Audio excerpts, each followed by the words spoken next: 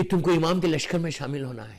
کوئی ماں پریپریشن کر رہی, کوئی ماں کے ذہن میں بیک آف ہر مائنڈ یہ آ رہی بات کہ مجھے امام کے لشکر میں میرے بیٹے کو بھیجنا ہے.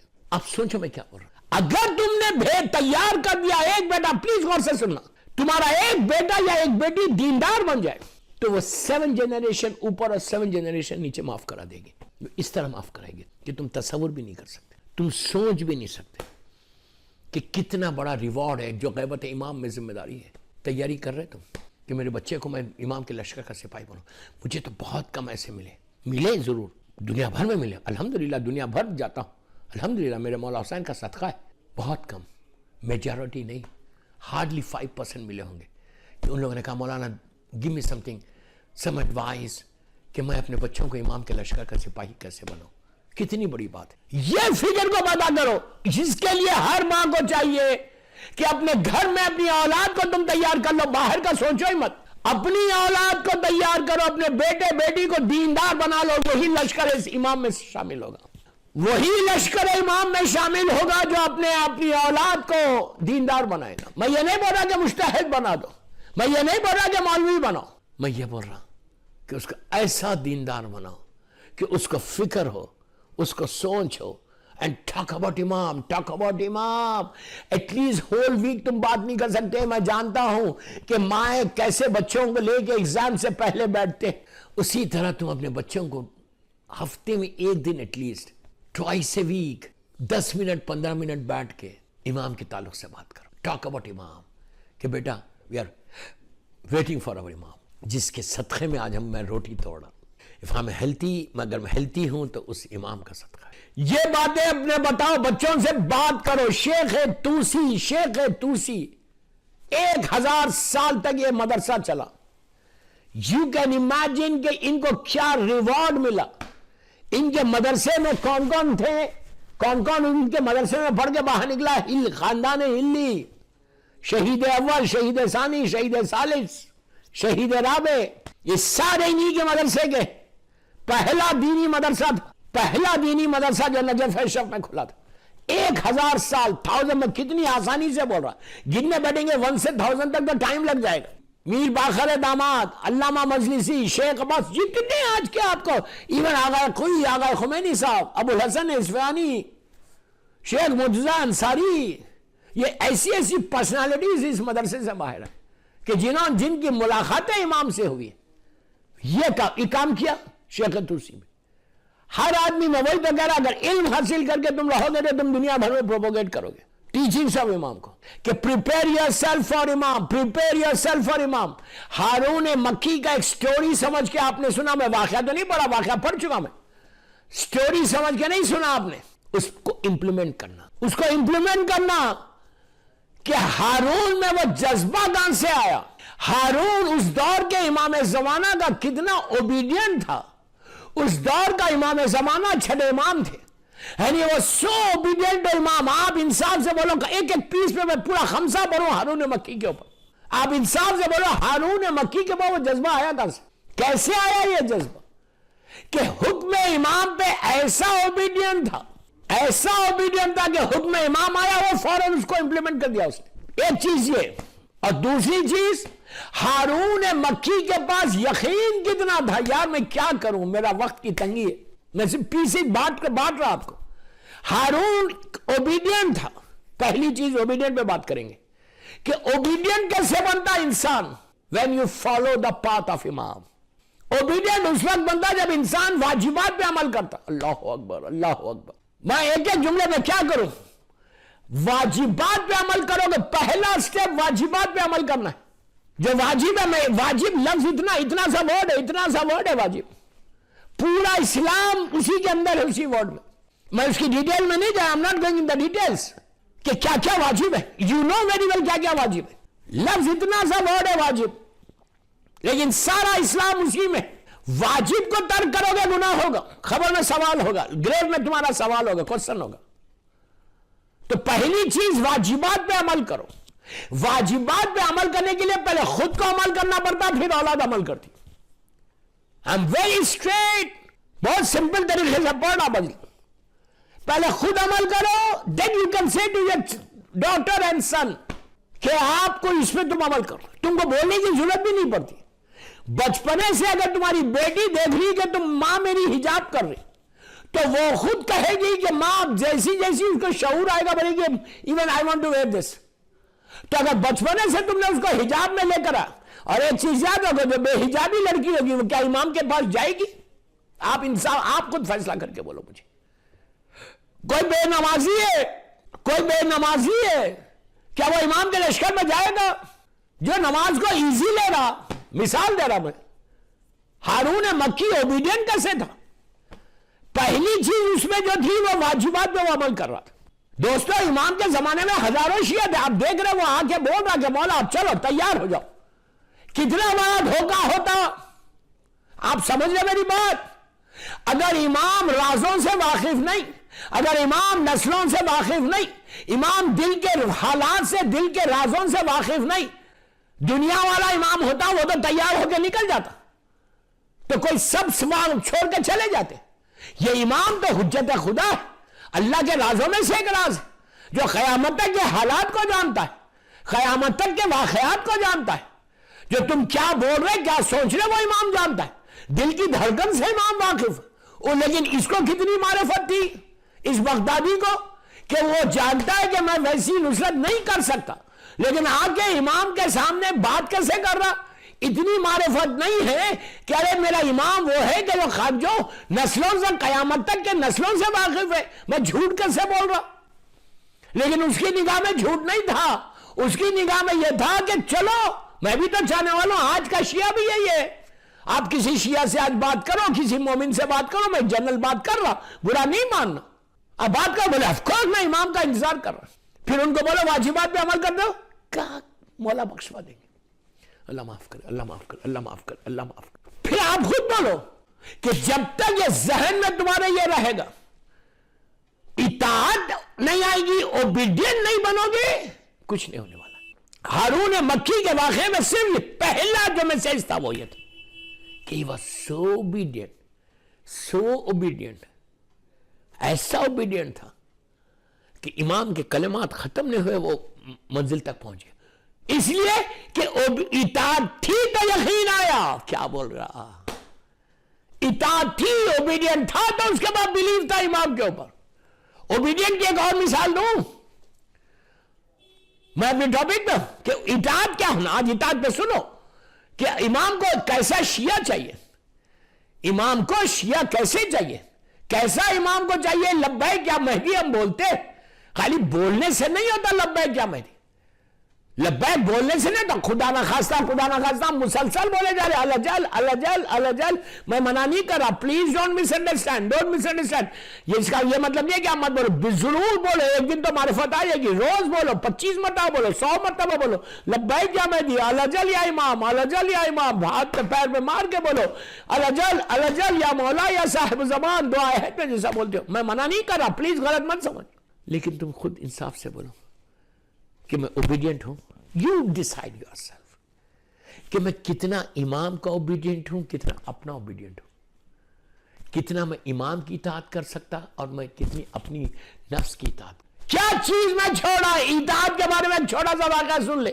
اطاعت میں اور ایک بات بولتا ہوں, مشہور واقعہ اطاعت کا. آپ نے ہزاروں مرتبہ جناب مالک اشتر کا نام سنا. لاکھوں سلام میرے مولا کے اس غلام کے اوپر. جیسا خنبر تھا, مالک اشتر was a different person. He was commander and chief of Imam Ali's army. مولا علی کی آرمی کے وہ کمانڈر اینڈ چیف تھے. He was leading the team, lead کر رہے تھے آرمی کو. Very very brave person. اتنے بہادر تھے. انہی کے بیٹے ابراہیم ابن مالک اشتر جو حالات مختار میں آپ کو جناب مختار کا جو انہوں نے ساتھ دیا تھا, قاتلان حسین سے جب بدلہ لے رہے تھے مختار, اور چن چن کے مارا تھا ابراہیم ابن مالک اشتر. مالک اشتر کی خالی ایک چھوٹا سا واقعہ بتایا تھا بالکل 2 منٹ میں, کہ اوبیڈینٹ امام علی کو کیسا چاہیے اور اوبیڈینٹ معصومین کو کیسا چاہیے.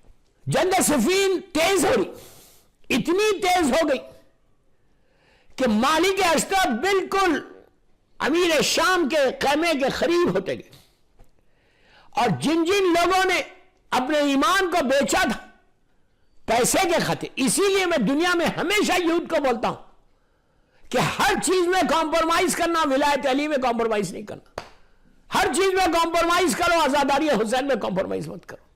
جو کچھ ہے ولایت علی اور عزاداری حسین ہے. ایمان کو بیچ دیا تھا. یہ تو شکر ادا کرو کہ آج مارکیٹ گرم نہیں ہوا.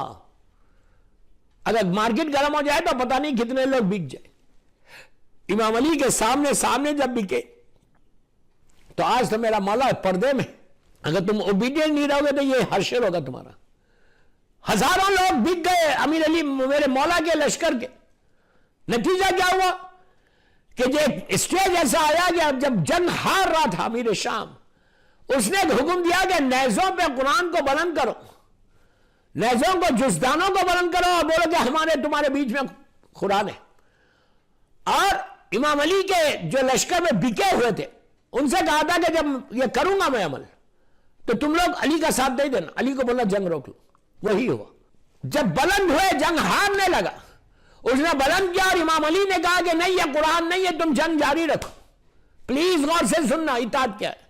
امام علی کہہ رہے کہ تم جنگ جاری رکھو اور یہ مسلمان جو علی کے پیچھے نماز، پلیز غور سے سنو، علی کے پیچھے نماز پڑھ، علی کے دسترخوان پہ روٹی توڑ، علی کے فوج میں شامل وہ لوگوں کو امام علی بول رہے، امام علی بول رہے کہ دیکھو جنگ کو جاری رکھو، یہ قرآن نہیں ہے، علی ناطق قرآن ہے اور یہ صامت ہے. یہ سب جو بکے ہوئے تھے یہ لوگ امام علی کے خلاف ہو کے کہنے لگے یا علی قرآن بیچ میں آ گیا، جنگ روک دو. آپ سوچو امام علی کے ساتھ اٹھنے بیٹھنے.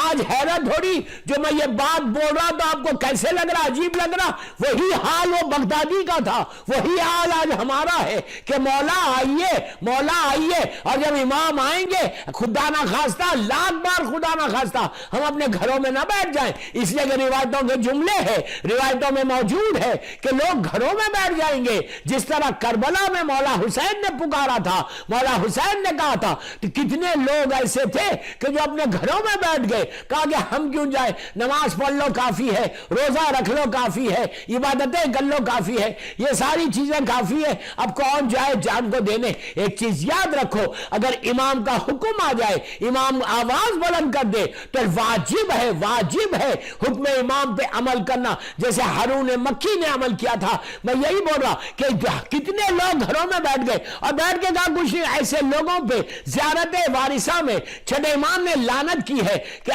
لعن اللہ امتن خدلت کا، ولعن اللہ امتن ظلمت کا، ولعن اللہ امتن سمیت بزال کا فرضیت بے.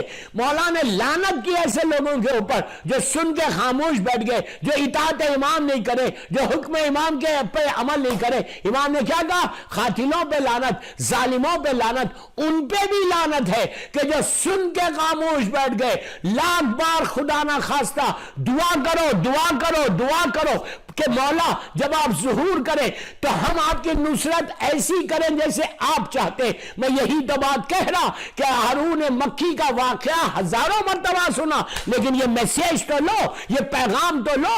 اب میں ایک طالب علم ہوں، 5 مجلسیں اس میں ایک حصے میں پڑھ کے بتاؤں کہ کیا کیا ان میں میسیجز تھے کہ ہارون مکی سب سے پہلے اوبیڈین تھا. اب وہ بات پلٹ کے میں وہیں جا رہا، یہ سارے بک گئے، خدا نہ خواستہ ہم نہ بک جائیں. یہ غفلت میں مت رہو کہ میں نہیں بکوں گا، میں تو بڑا مولا کا چاہنے والا. ارے بابا مولا کے چاہنے والے بولنے سے نہیں بنتا. وہ تو امام علی کے سامنے تھے، مولا ان کے سامنے تھے، مولا کے دسترخوان پہ بیٹھتے تھے، مولا کے ساتھ اٹھتے بیٹھتے تھے.